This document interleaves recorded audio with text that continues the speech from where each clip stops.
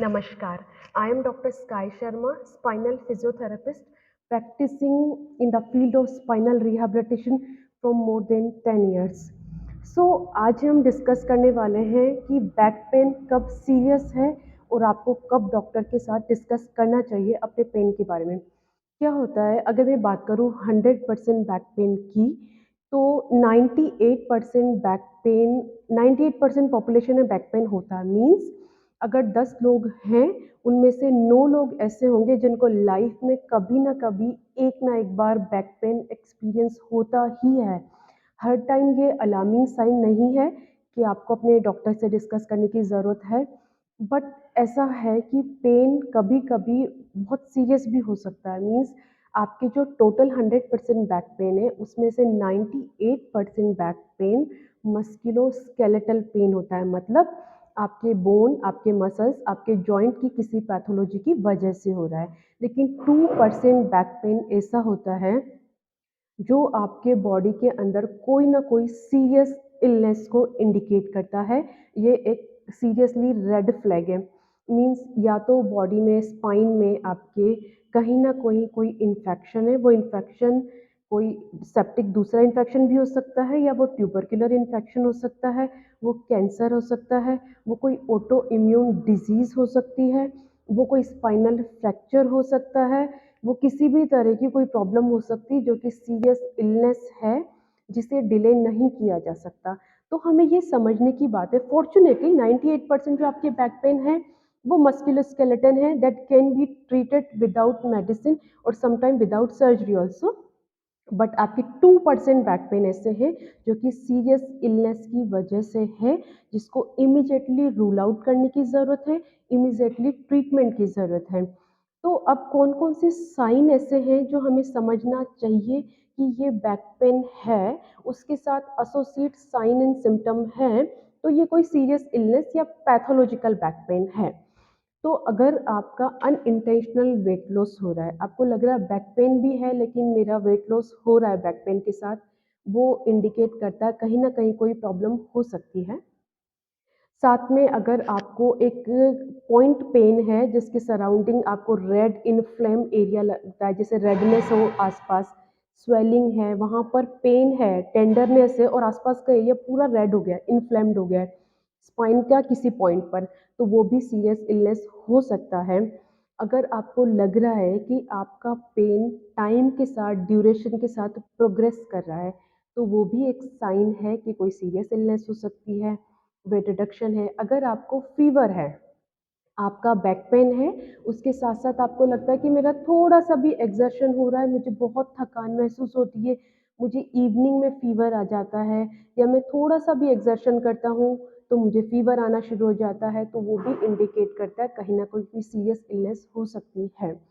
तो हमेशा ध्यान रखो, किसी भी तरह का फ़ीवर है, वेट रिडक्शन हो रहा है, लॉस ऑफ एपेटाइट है, आपको भूख नहीं लग रही है, एक इन्फ्लेम एरिया है, टेंडरनेस है, रेड हो गया है आपका स्किन के वो आसपास का एरिया, तो वो भी इंडिकेट करता है कि कुछ प्रॉब्लम है। एक हो सकता है कि आपको कभी-कभी बाउल और ब्लैडर इनकॉन्टिनेंस हो, आपको लग रहा है जैसे ही आप ज़ोर से छींकते हैं, खाँसते हैं, आपका यूरिन लीक हो रहा है, आपसे कंट्रोल नहीं हो रहा, वो भी एक सीरियस इलनेस हो सकता है।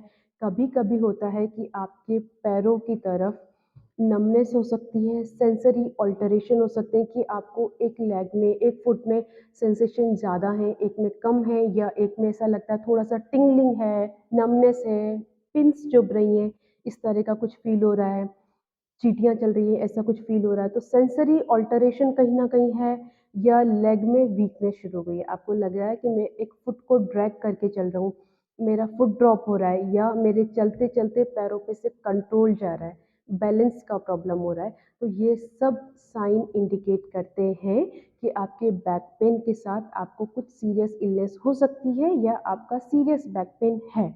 उसमें कहीं न कहीं कोई अंडरलाइन पैथोलॉजी हो सकती है।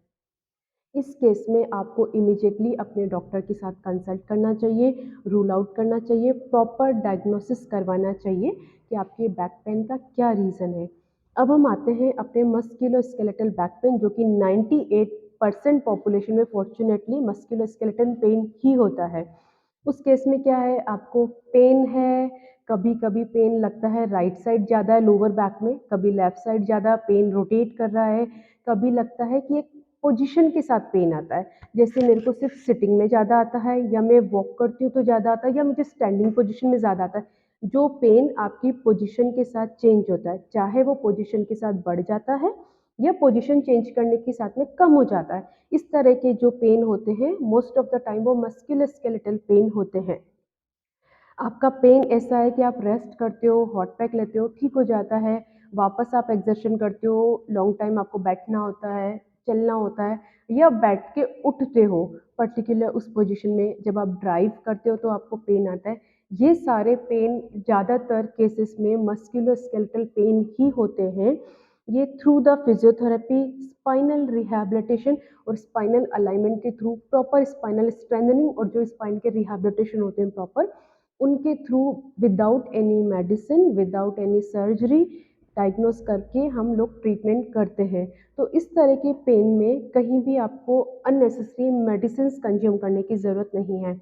अगर इस तरह का पेन है तो प्लीज़ रिहैबिलिटेशन सेंटर जाइए, फिजियोथेरेपी लीजिए, प्रॉपर एक्सरसाइजेस करवाइए, स्पाइन का अलाइनमेंट करवाइए, एक्सरसाइजेस कीजिए। अननेसेसरी मेडिसिन कंज्यूम करके पेन को सेटल करने की कोशिश मत कीजिए।